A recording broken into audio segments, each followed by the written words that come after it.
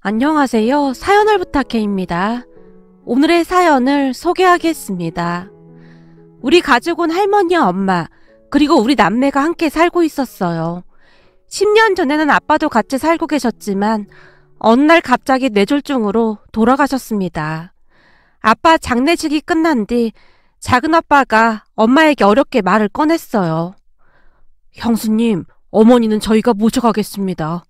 이제는 형님도 안 계신데 형수님이 모시는 건 아닌 것 같아서요. 서방님, 갑자기 그게 무슨 말이에요? 어머님을 모셔가다니요. 놀란 엄마가 작은 아빠와 작은 엄마를 번갈아 가며 바라보고 있었어요. 형님 그동안 고생 많으셨잖아요. 이제는 아주버님도 안 계신데 저희가 모셔가는 게 맞는 것 같아서요. 그동안 감사했어요. 아니, 이 사람아, 무슨 말을 하는 거야? 그럼 서방님이랑 동서는 이제 우리랑 연을 끊고 살겠다 그 말인 겁니까? 그 이가 없으면 우린 남남이다 그 말이냐고요. 형수님, 그런 말이 아니라 저희가 염치가 없어서 그런 겁니다. 형수님 젊었을 때부터 지금까지 쭉 어머니 모시고 사셨잖아요. 그러니 저희 입장에서야 입이 10개라도 할 말이 없죠. 아닙니다. 우리가 어머님을 모신다고 서방님 동서가 참 잘했어요. 그리고 저는 하나도 힘들지 않았어요. 우리 어머님 같은 분이라면 10분도 더 모시고 살 수 있겠는걸요. 그러니 앞으로도 그냥 제가 모시게 해주세요. 아마 그이도 그걸 원할 거고요. 형님, 안 그러셔도 된다니까요. 작은 엄마가 안타까운 표정으로 엄마를 바라봤지만 엄마의 생각은 확고해 보였습니다. 그런 우리 엄마도 사연이 참 많은 사람인데요. 어린 시절 생모가 집을 나간 뒤 새엄마 밑에서 구박이랑 구박은 다 받고 자랐다고 합니다. 그 시절 외할아버지가 시장에서 두부 장사를 했다는데요. 엄마는 그곳에서 매일같이 잔심부름부터 이것저것을 해야만 했다고 하네요. 엄마 말에 의하면 하루하루 고달프기만 한 그런 나날들이었다고 했으니까요. 내 인생에서 그때보다 힘들 때는 없었을 거야. 어찌나 힘이 들던지 그냥 도망가 버릴까 하는 생각까지 했었다니까. 엄마는 그때 그 시절을 기억하고 싶어 하지도 않았어요. 우리 할머니와도 그곳에서 만났다고 하는데요. 외할아버지 두부가게 두부가 아주 맛있었기에 할머니도 자주 이용한 모양이었어요. 그러다가 우리 엄마를 보게 되었다고 하는데요. 할머니가 갈 때마다 엄마가 고생하는 모습이 안쓰러워서 말도 걸어주고 먹을 것도 챙겨주다 보니 점점 가까워졌다고 하네요. 어느 날은 할머니가 젊었던 엄마에게 물었답니다. 저기 저희가 네 엄마 맞니? 네, 우리 엄마는 맞는데 새엄마예요. 어쩐지 좀 이상하다 싶었다. 왜요? 뭐가 이상한데요? 아니, 어느 엄마가 배 아파 낳은 자기 딸한테 그렇게 모질게 굴겠니?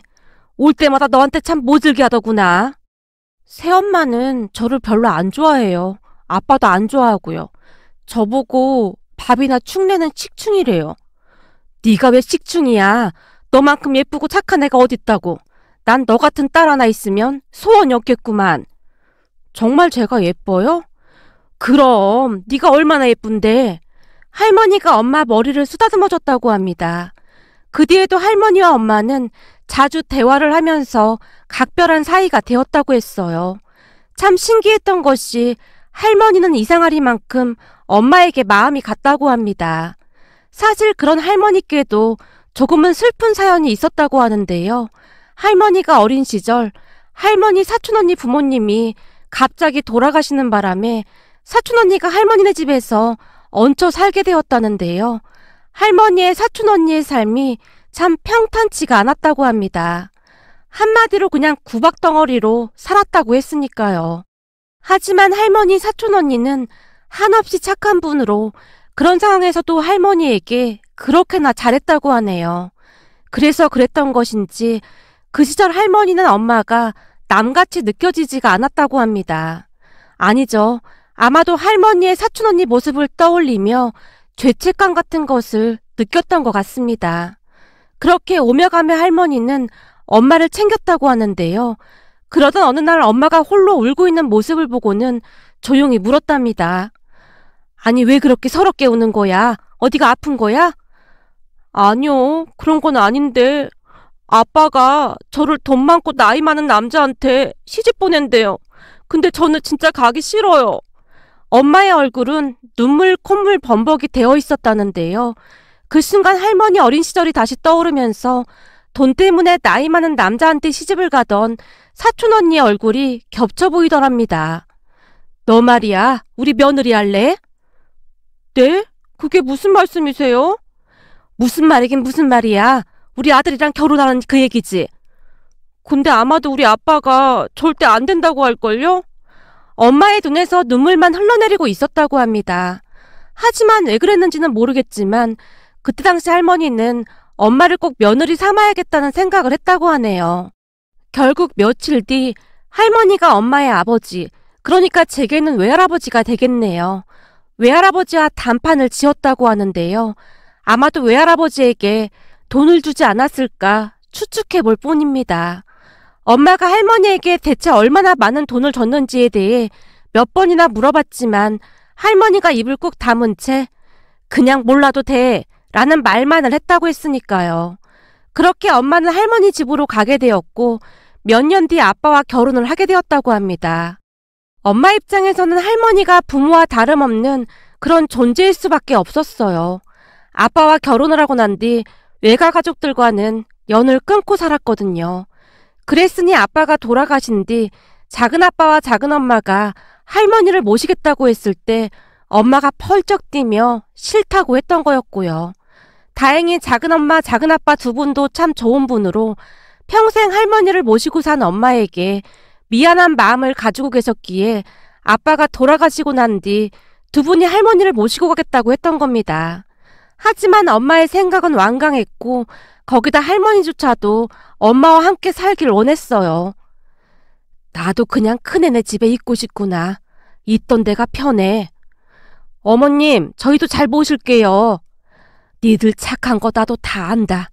그래서 고맙긴 한데 난 여기가 더 편하구나. 큰애만 괜찮다면 계속 여기서 지내고 싶구나. 그래도 형님께 너무 죄송해서 그렇죠. 그럼 제사는 저희가 다 가지고 갈게요. 그리고 명절 음식도 다 저희가 준비해서 우리 집에서 지낼 테니까 그런 줄 아시고요.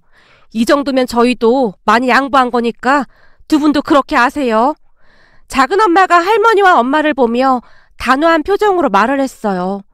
할머니가 참 좋은 분이셔서 그랬던 것인지 할머니의 자식 농사는 대성공을 거뒀다고 해야 할까요? 항상 서로를 챙기는 우리 가족을 다들 부러워하곤 했습니다. 우리 부모님과 작은아빠 부부가 다투는 모습을 단 한 번도 본 적이 없을 정도였으니까요. 맨날 서로 양보하느라 투닥투닥 하는 건 몇 번 봤었지만 말이죠. 사람들은 우리 가족을 많이 이상하다는 듯이 바라보곤 했는데요.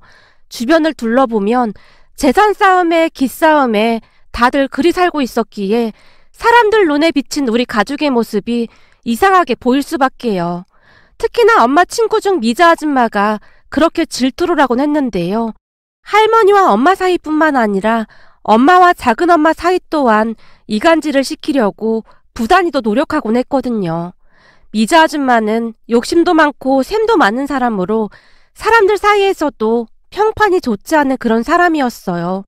한마디로 사람들이 미자 아줌마를 늘 피해 다녔다고 해도 과언이 아닐 정도였으니까요. 하지만 미자 아줌마는 눈치가 없어도 그렇게 없을 수가 없었는데요.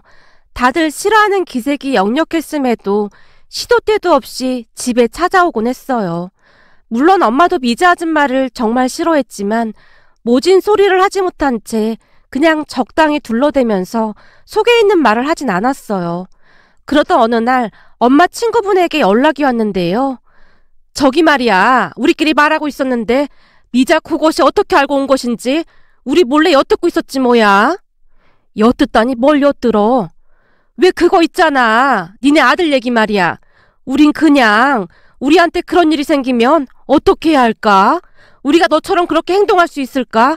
그런 말을 하고 있었거든. 우리 예비 며느리 얘기를 하고 있었구만. 그래, 니네 예비 며느리 얘기를 하고 있었어. 근데 그걸 미자 그것이 뒤에서 엿듣고 있다가는 아주 신나서 갔어. 아마도 너네 집으로 달려갈 게 분명해서 말이야. 미안해서 어떡하니? 근데 우린 네가 진짜 존경스럽다 뭐 그런 얘기했어. 진짜야. 알았어. 근데 그게 뭘 존경스러울 일인가? 아니긴 왜 아냐. 네 얘기 듣고 내가 아무리 생각해봐도 난 결혼 찬성하기 어려울 것 같더라고. 암튼 넌 진짜 대단한 사람이야. 엄마 친구분이 감탄까지 하며 말했다고 하네요. 그렇게 잠시 후 우리 집 초인종을 누른 미자 아줌마가 큰 소리로 물었어요. 저기 내가 듣자하니 니네 예비 며느리한테 문제가 좀 있다며? 근데 왜 그런 애랑 결혼을 허락했어? 나중에 니네 아들한테 무슨 원망을 들으려고 그래? 원망을 듣긴 무슨 원망을 들어. 지금 둘이 좋아서 난리도 아닌데. 그리고 걔들 사귄 지 벌써 한참 됐어. 근데 그런 걸로 결혼 반대를 어떻게 해? 남의 집 일에 그만 신경 끄고 네 아들 결혼이나 신경 써. 우리 아들이야. 뭐 볼 것도 없지. 우리 예비 며느리는 아주 건강하거든. 근데 니네는 애를 못 낳을 수도 있다고 하던데 어떻게 결혼을 허락할 수가 있냐? 니네 시어머니도 허락하신 거야? 우리 어머니야 뭐 지들만 좋다고 하면 되는 거 아니겠냐고. 그냥 나한테 다 맡긴다고 하셨지. 내가 보기엔 너 진짜 잘못 생각하고 있는 거야. 지금 이게 얼마나 중요한 문제인데 결혼을 허락해. 생각해봐라. 네 예비 며느리가 애를 못 낳을 수도 있다고 하던데 넌 억울하지도 않냐? 네 아들은 멀쩡한데 왜 하자 있는 여자랑 결혼을 허락해?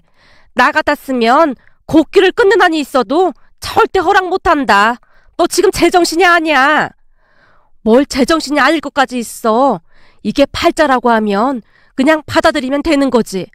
그리고 내가 우리 아들 얘기 들어보니 정 애가 안 생기면 입양도 생각하고 있다고 하더라고. 애들도 다 생각하고 있는 것 같은데 반대를 하긴 왜 반대를 해. 어머, 네가 진짜 미쳤구나. 그럼 애가 안 생기면 입양할 거라 그 말인 거네. 미쳤다 미쳤어. 그게 어떤 애인 줄 알고 입양을 하니? 난 입양하면 절대 정이 안 갈 것 같다. 내 핏줄이 왔는데 어떻게 정이 가겠어. 암튼 우리 집 일에 상관하지 말고 그만 가줄래? 우리 일은 우리가 알아서 할 테니까. 거봐, 너도 지금 인상 쓰는 거 보니 진짜 마음에 안 드는 모양인데 너 진짜 불쌍해서 어쩌냐? 가만 보면 넌 팔자가 참 박복한 것 같다. 어릴 때도 두부가게에서 지들이도 고생하면서 살았는데 하필이면 며느리라고 들어오는 애가 그 모양 그 꼴이니 말이야. 미자 아줌마가 걱정스럽다는 듯이 말을 하고 있었지만 제가 보기에는 그 상황을 아주 즐기는 듯해 보였습니다. 결국 엄마의 인내심에도 한계가 오게 되었고 엄마가 단호한 목소리로 말했어요. 우리 집 일에 상관하지 말고 그만 가봐라. 아니 난 걱정돼서 그렇지.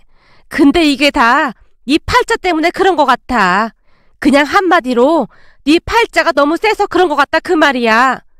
미자 아줌마가 계속해서 입을 나불대고 있었는데요.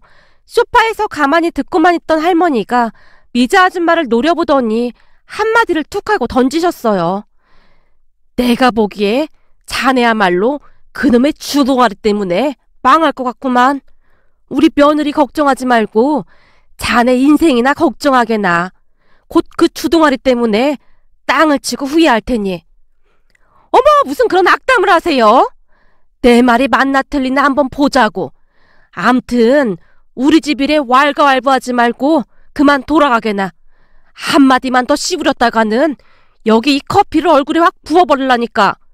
라며 할머니가 탁자에 있던 커피잔을 드는 신용을 했는데요. 할머니 얼굴이 어찌나 굳어있던지 미자 아줌마가 지레 겁을 먹은 채 후다닥 밖으로 나가버렸습니다. 그 모습을 보며 엄마가 할머니께 조용히 말을 했고요. 어머님, 죄송해요.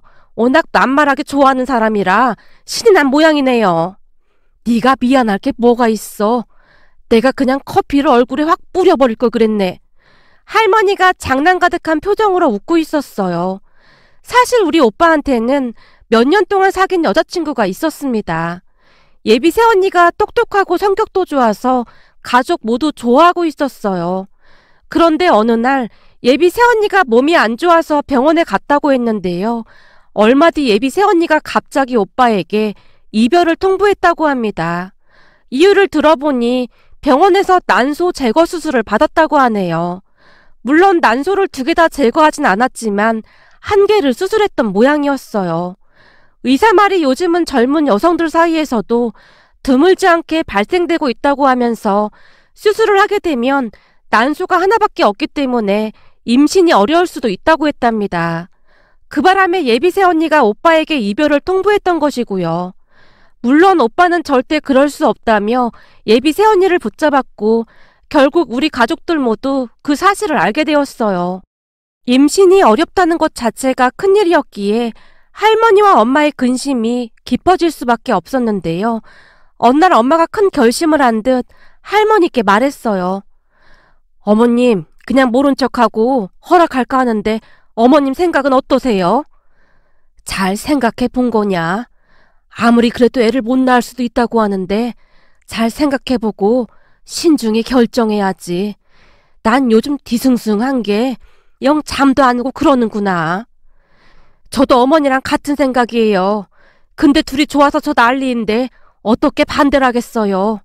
그리고 전에 어머님도 아무것도 없는 저를 이리 걷어주셨잖아요.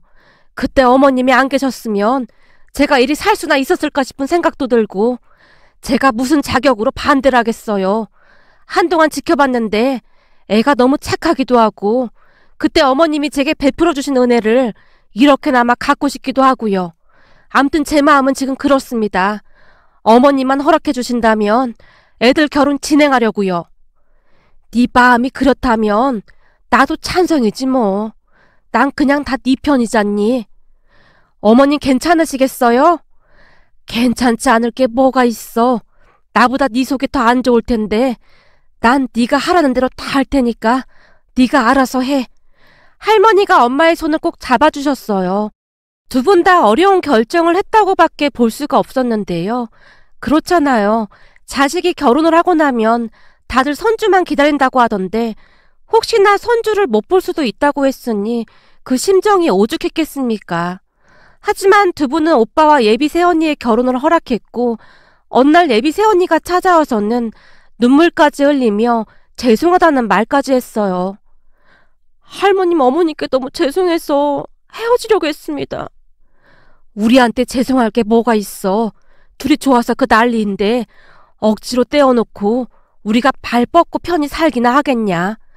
그리고 혹시 나이가 안 생기면 우리 아들 말대로 입양을 알아봐도 되는 거고 그냥 그렇게 생각하고 살자꾸나. 니들 둘이 운명이라고 하는데 운명을 억지로 갈라놔서야 되겠냐.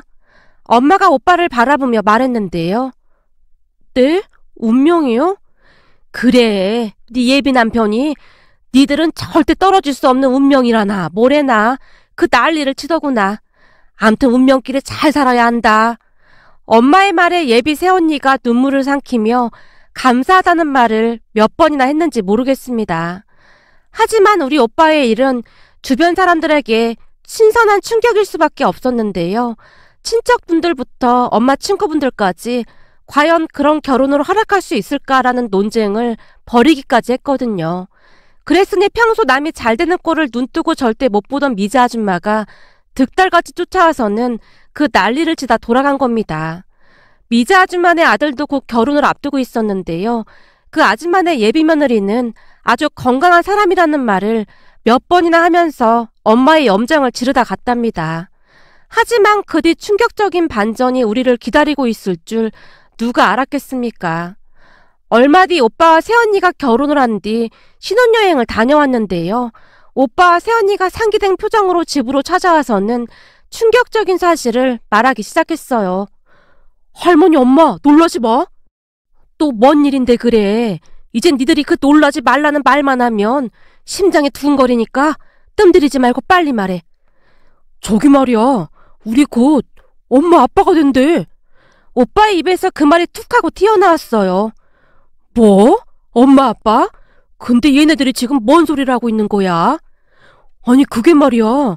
의사가 임신이 어려울 수도 있다고 하길래 그런 줄 알았는데 병원에서 임신이래. 우리가 곧 엄마 아빠가 된대. 뭐? 그럼 의사가 돌팔이었다 그 말인 거야? 아니 그런 건 아닌데 임신이 어렵다고 한 거지. 전혀 안 되는 건 아니라고 했거든. 잘만 노력하면 될 수도 있다고 했는데 그럴 경우 워낙 불임이 많다 보니 그렇게 말했다고 하더라고. 그럼 진짜 임신을 했다 그 말이야? 세상에나 이렇게 좋은 일이 어딨어 그래. 그러게 우리도 지금 너무 놀라서 믿어지지가 않아. 오빠의 말에 할머니의 엄마가 얼싸안고 얼마나 좋아했는지 모르겠습니다. 그런데 그 뒤 더 기가 막힌 일이 일어났습니다. 몇 달 뒤 새언니가 아들을 출산했는데요.